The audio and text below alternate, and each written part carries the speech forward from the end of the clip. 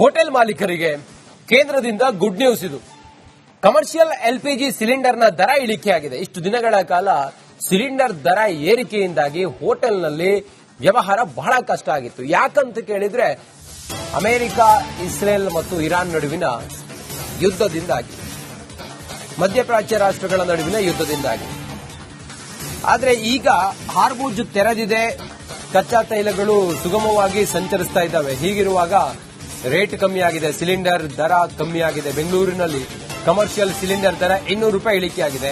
ಬೆಂಗಳೂರಿನಲ್ಲಿ 19 KG cylinder ದರ 2820 ರೂಪಾಯಿ. ಈಗ ದೆಹಲಿಯಲ್ಲಿ 19 ಕೆಜಿ ಸಿಲಿಂಡರ್ನ ದರ 202 ರೂಪಾಯಿ ಇಳಿಕೆಯಾಗಿದೆ. ಬೆಂಗಳೂರಿನಲ್ಲಿ 200 ರೂಪಾಯಿ, ಡೆಲ್ಲಿಯಲ್ಲಿ 202 ರೂಪಾಯಿ, ಕೋಲ್ಕತ್ತಾದಲ್ಲಿ 209 ರೂಪಾಯಿ.